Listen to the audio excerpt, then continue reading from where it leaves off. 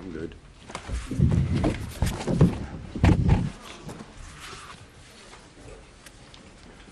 Add a little color between the two. Yes, very nice. Well, a little bit. Yeah, no, you did your part. Yep. Okay, good afternoon, folks, and I'm proud to be joined by my colleagues, Senators Merkley, Warren, Baldwin, Blumenthal, and Wyden, and thank them for joining me in standing up against tax cuts for billionaires and for fighting for working families. That's what we're doing. So today, the Senate Republicans will vote to move forward with a budget resolution that will decimate Medicaid, housing, veterans, SNAP, and more, all in pursuit of tax cuts for their billionaires club. We will highlight the devastating Trump tariff tax, all to help the billionaires as well. And since they don't want to tell you how much this will cost, allow me. If passed, this will add $37 trillion to the national debt. That's more than double the totality of our national debt today. And I find this very interesting because some of the same senators have had very deep concerns about the debt not too long ago and are now on board with this reckless, irresponsible plan. Let me give you a couple of quotes. I have a whole bunch, but I'm only doing two. Senator Thune, we need to start tackling this debt, and we need to start doing it now. Senator Cruz, debt is out of control, and it's jeopardizing the future for our kids. I've got two little kids, and the idea of handing them a $16 trillion debt I think is immoral. So what does he think of $37 trillion if 16 is immoral? Now, American families are going to be screwed by these cuts, not to mention the higher costs they'll be saddled with because of the crippling Trump tariff tax coming our way. We welcome the opportunity to have this debate in the open for all Americans to see. So tonight, Senate Democrats will do everything in our power to do what Republicans won't do, fight for American families. People are going to see who's on whose side. They are for the billionaires.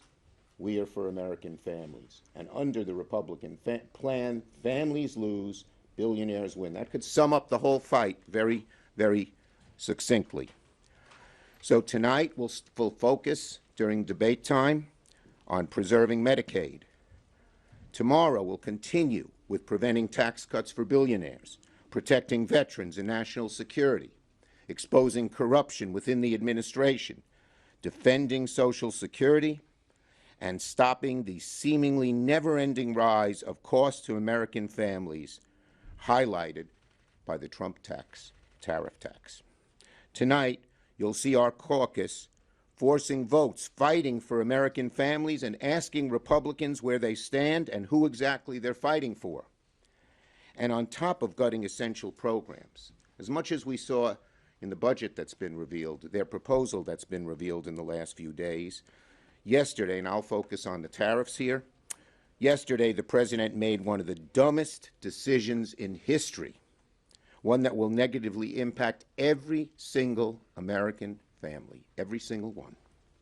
He's walking us into the dumbest and most avoidable recession probably in history. And let's call the Trump tariff tax for what they really are, a huge tax hike on American families. And not just any tax hike, J.P. Morgan called it, quote, the equivalent to the largest tax increase in since 1968. Here's what Bloomberg said, quote, roughly $2 trillion was erased from the S&P 500 at the start of U.S. trading on Thursday, amid worries that President Donald Trump's sweeping new round of tariffs could plunge the economy into a recession. And it claims more than 80% of the companies in the S&P were trading lower. Stock market is plummeted, retirement savings are tanking, consumer confidence is falling, consumer expectations for the future are historically low, companies are already announcing layoffs. I saw Stellantis just was going to fire 800 people, lay them off. All for these Trump the Trump tariff tax. All for that, so they can have more money to reduce taxes on the billionaires. The average American family is going to pay more for everything, for food, for gas, for cars, for groceries, for clothing, for beer, for you name it. It makes no sense. And the bottom line is that they're not fighting for American families. They're just aiding and abetting what they're doing and making it even worse with the Trump tariff tax. They even decided that they would tax penguins. What? Because their 2 islands are included. I forgot the names of the islands. They're not here. Not Greenland. There are 2 islands that were included that only have penguins on them, but they were included in the Trump tariff tax. Get those penguins. Right. But that shows how haphazard, how sloppy, how careless they are. And one final thing here. This Trump administration is run by a group of billionaires. They're in a billionaire bubble. These billionaires don't have any understanding of what the American family is going through and how much worse it will be with the Trump budget and with the Trump tariff tax. They're just isolated. They don't understand. They're mean. They're nasty. They're uncaring. And we, tonight and tomorrow, are going to show the American people just who they are. Senator Merkley. Thank you very much, Leader Schumer, and to my colleagues who are going to lay out some of the specific points. But let's understand this. Republican plan is simply 4 words. Families lose, billionaires win. They want to cut programs for families in health care and housing and education, things that help create a living wage job. $1.5 to $2 trillion. What? To fund more tax giveaways to the very richest Americans. It's a great betrayal, certainly, of the American family. And in the process, they're going to put an enormous burden on the generations to come. $37 trillion is the bottom of what the range might be that their bill will cost. $37 trillion. You know, our current GDP, annual amount we produce each year, is only around $30 trillion. They want to put additional debt of $37 trillion. Or let's look at the current debt. In 249 years since our independence, we have run up a debt is just shy of $37 trillion. That's how big, in one decision, one bill, in 1 year, they want to increase the burden on the generations to come. This is really sickening. The economists point out that that burden will reduce the economy in the future, that it will raise interest rates in the future, that that burden will reduce the ability to have the foundations for families to thrive in the future. It's so sickening. Every one of my Republican colleagues who has talked about fiscal responsibility should rush to the bathroom and throw up in the toilet. That's how sickening this situation is with additional debt. Now, we've heard about a magic wand called Section 312. Section 312, interesting, has never, ever, in the history of our country, ever been used on a reconciliation bill. Never used. It's only been used on narrow anomalies in regular spending bills to solve naughty little problems of estimate. It is a completely inappropriate vessel to use just by precedent, but also recognize that in reconciliation there are explicit instructions called the Byrd Rule on how you estimate the impact of debt, the impact of any policy option or any revenue option on the amount of deficits that will be created. Those explicit instructions are ones that we will turn to when we get to the reconciliation bill. Section 312, totally inappropriate. There are 3 pillars that came in 1974. Realize back then we were adding about 6 billion, not trillion, 6 billion to our debt each year. 6 billion in deficit. And folks said, oh my goodness, this is so high. Let's do a couple things. Think about these 3 pillars. No reconciliation bill can produce any additional debt in a 10-year period. In fact, it has to reduce the deficit. Second of all, in any given year after the first 10, it cannot increase the deficit. Third pillar, We have to have honesty. No smoke and mirrors, no gimmicks. That honesty means we're going to create the Congressional Budget Office and we're going to use those nonpartisan estimates. Back in 1996, the Republicans struck down the first pillar and said you can, in those first 10 years, you can increase the deficits. Now today, they're striking down the second pillar, saying no deficits year by year after the first 10 years, and the third pillar, that is the use of nonpartisan numbers generated by CBO. If you care anything about fiscal responsibility, you would be a hell no on this bill. Fiscal responsibility is being thrown overboard. No, they have a plan. Families lose, billionaires win. We have a plan too. Families win, and billionaires pay their fair share. Thank you, Jeff. Senator Baldwin on Medicaid. Medicaid. So good afternoon. As you've already heard from my colleagues, Republicans are going to try every which way to hide their plans that will create new tax base for the wealthiest and pay for it by cutting Medicaid. We are going to watch Republicans tie themselves in knots to somehow say they are not cutting Medicaid and ripping the rug out from our families. But they will not be able to escape the truth. The truth here, and more importantly, the truth our constituents will feel, is that this Republican budget plan will cut Medicaid to the bone and take health care from children, from people with disabilities, from seniors, and from our most vulnerable. You've all heard the numbers. 72 million Americans, 8 million seniors, a third of all children rely on Medicaid for their health care. But these numbers have real faces and real stories behind them. Real people in my state and every single state that my Republican colleagues represent who rely on Medicaid for life-saving care. We're talking about children who need Medicaid to see a doctor.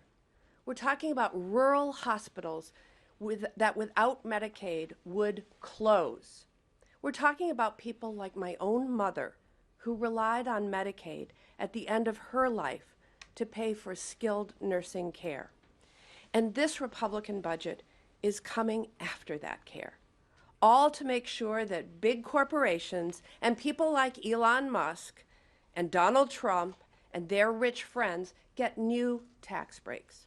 While Republicans either outright lie to the people or do Olympic-level mental gymnastics to try to explain how slashing Medicaid is somehow not slashing Medicaid, we are going to put their feet to the fire. If they claim they are not cutting Medicaid, okay, then show us. Show the kids who rely on Medicaid that you're not taking it from them. Show the seniors who rely on Medicaid that you aren't taking it from them. Show the people with disabilities who rely on Medicaid that you are not taking it away from them. Republicans have a real choice in front of them. And it's not too late to side with working families over their rich friends. The question is, who will the Republicans choose? Senator Warren. Thank you very much. We're going to talk about taxes. That's right.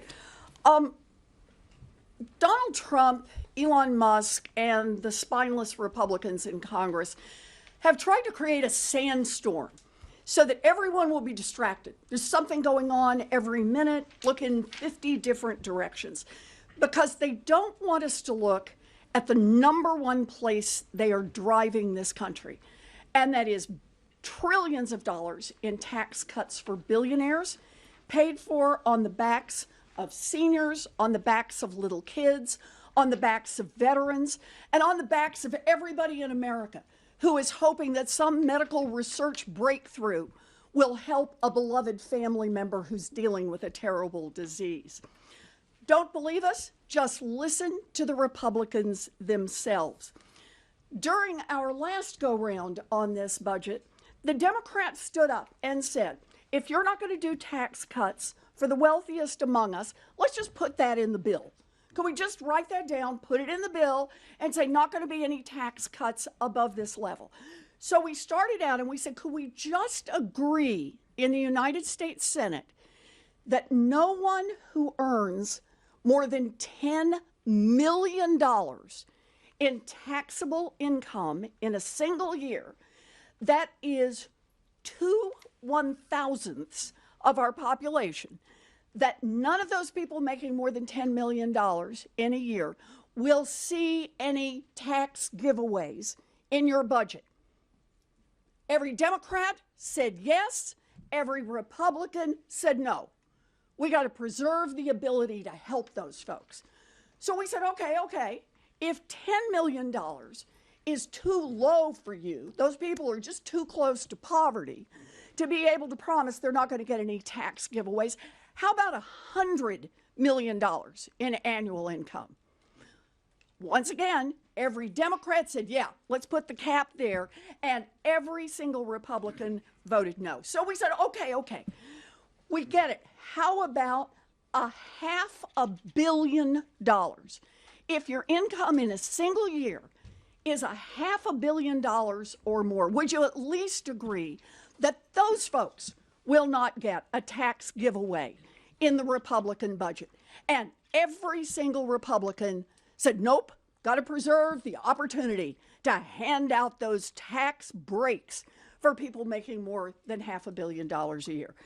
So we decided to cap it off with a full billion.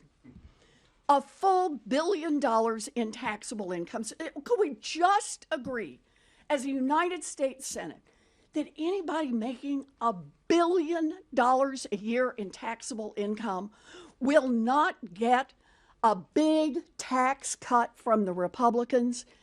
And not one single Republican supported that. Every one of them said, nope, got to preserve the opportunity for tax giveaways for our billionaire friends. After all, let's remember, Donald Trump promised his, remember the word, rich as hell donors, that he was going to deliver on those tax giveaways. He's got his co-president Elon Musk in there, helping him right now grease the skids on that with all these cuts in the federal budget elsewhere. And that is where we stand. It's that families lose and billionaires win. Now, here's the trick in the game. They created a sandstorm hoping that we will be talking about 50 other things while they try to advance this budget over the next 36 hours. There's lots going on. There's tariffs, there's invading Greenland. Who knows what Donald Trump has done just while we've been standing up here. Why do that? Because the Republican approach is deeply unpopular. Not just unpopular with Democrats.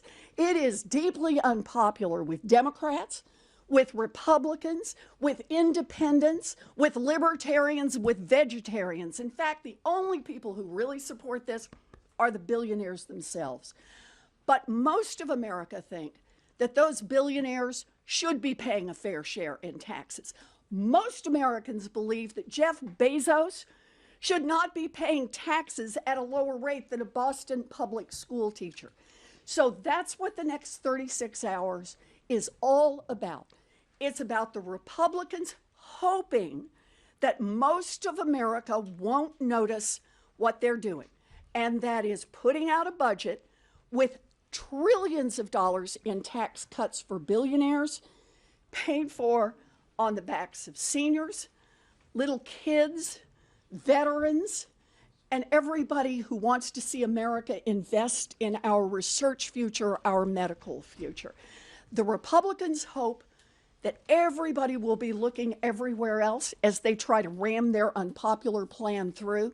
The job of the Democrats over the next 36 hours is to hold the Republicans' feet to the fire, force them to tell the truth about what they want to do to the American economy and what they believe fairness is, and that is a country that works for a handful of billionaires and lets everybody else eat dirt. The Democrats are in this fight all the way. We're ready to go. Ready to go. Thank you. Great. Senator Blumenthal on veterans. Veterans and national security. I'm going to begin with a word that I told my children never to use, a four-letter word. D-U-M-B, dumb. These policies combine cruelty and incompetence in a way that is dumber than anything we've seen in recent history, maybe in the history of the United States. They will inflict pain. These tariffs are attacks on people who put food on the table, build homes, buy cars, have to purchase pharmaceuticals, but they also undermine our national security because they're imposed on our allies, on Europe, not on our adversaries or enemies as much as our friends, including, by the way, Israel. Now, on veterans, dumb applies with absolute force, because what we're seeing is a war on veterans. And we're going to hold our Republican colleagues accountable. The message that we are hearing from veterans around the country is they are rightly fearful about the cuts in funding, the freezes in hiring, the firings that are occurring and hitting our veterans in real time with real impact. Excuse me, colleague. We're supposed to be the tech people. And we're going to hold them accountable.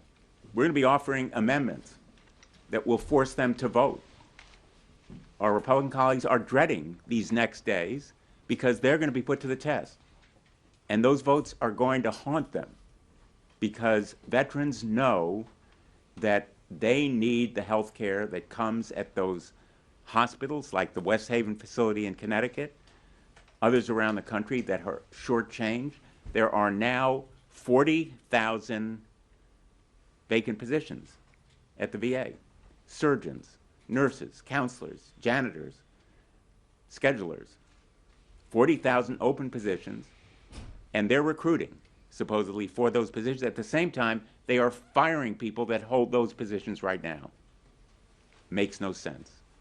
And so veterans around the country are demanding what the VFW commander demanded when he came before our committee: stop the bleeding.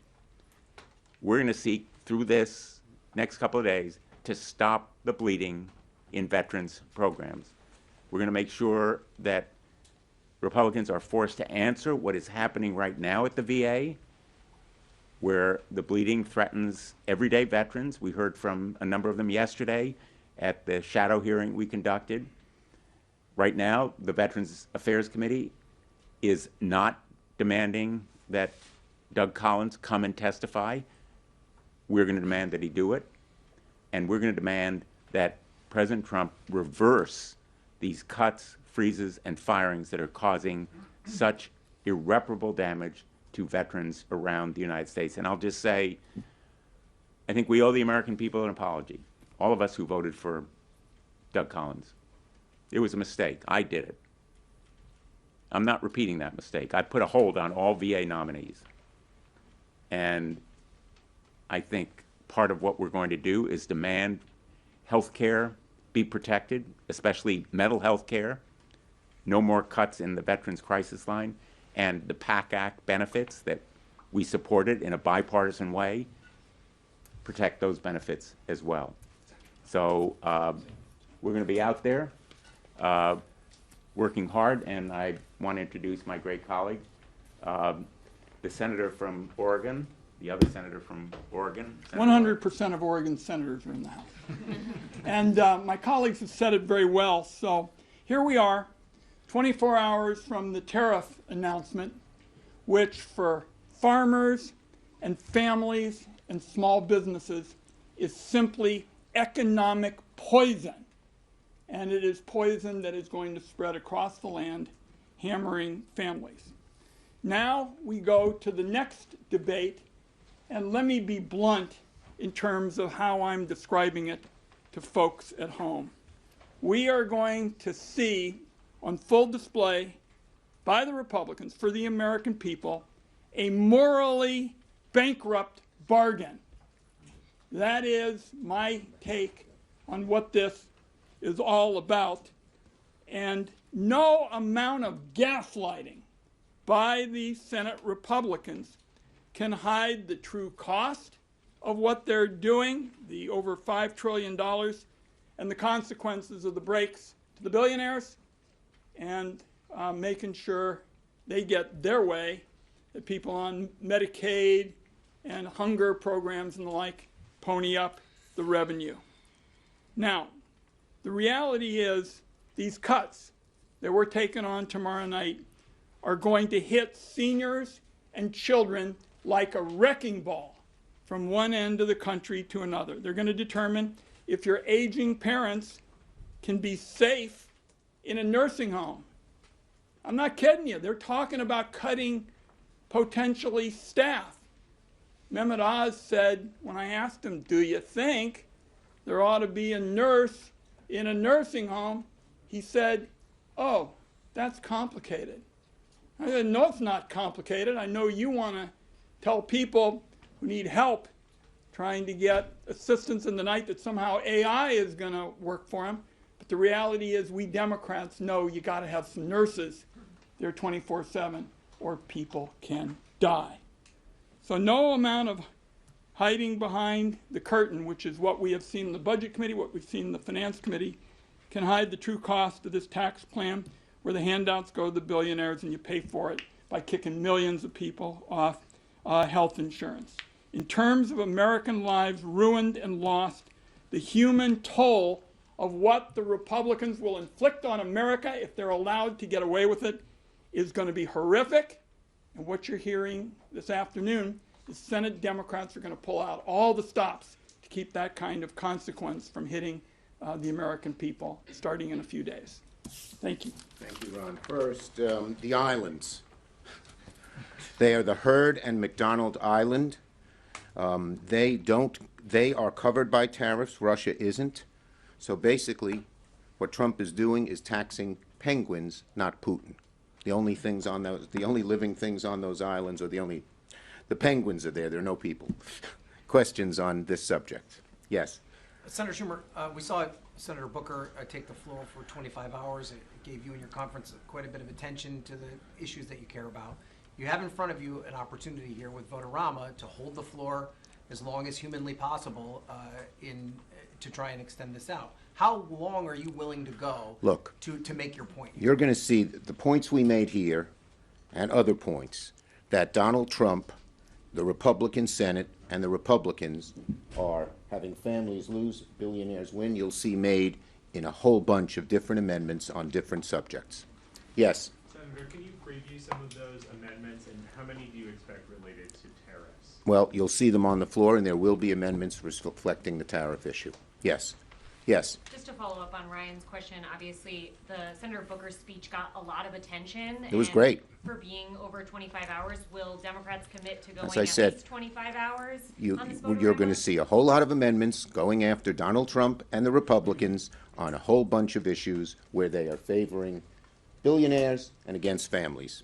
Yes, Sahil. If Republicans are able to succeed at using current policy baseline in this bill for reconciliation, what kind of a precedent would that set, and what might future majorities Look, first, I'm going to call on Jeff, our expert on this, but first, let me say this. The American people are not interested in the arcane aspects of reconciliation policy. They want to know how it affects them.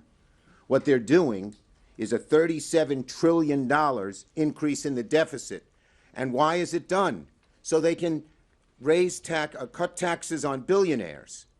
So that's the bottom line here, what it's doing. And not just what it's doing to America today, what it's doing to our children and our grandchildren in terms of this enormous, enormous debt that is going to be on their shoulders. And we all know, sooner or later, you pay the price for debt, and it will happen sooner than people think with the enormity of what they're doing. You want to get specific? Sure. Absolutely. I want to emphasize again that one of the pillars in 1974, so from now over half a century, has been collectively we need to have integrity in the estimate of what any tax provision or policy provision would inflict in terms of cost or revenue. And thus we will depend on CBO. That's extremely important. So the Republicans said, well, you know, we'll just create phony numbers to create a phony estimate and say all of these tax provisions that will increase and create $37 trillion of debt already existed far into the future, but they don't exist far in the future. That's why it's a fraud. That's why it's phony. That's why it's a deliberate deception to pretend to the American people they're not adding massively to the debt. So they thought, well, maybe we'll just put a clause into the budget resolution that says we'll use this fraudulent system. And then it became so clear that it was so out of sync with our precedents that they even withdrew it. Now, essentially, this conversation about integrity goes forward not on the budget resolution, but on the reconciliation bill. So we'll be well prepared to say it was fraud on the budget resolution. It's also fraud on the reconciliation bill. Thank you, Can I just add a everybody. bit of context here? You know, what I'm hearing from people in Connecticut is not reconciliation, it's not CBO, it's prices of gasoline and groceries. It's what will happen to my children's education. So I think that Senator Schumer and Senator Wyden make exactly the right point. We are going to reach American people at their pocketbooks, in their everyday lives, not with the kind of inside the beltway stuff that most people are focusing on here. Thanks, everybody. Feeling any pressure from the base of this?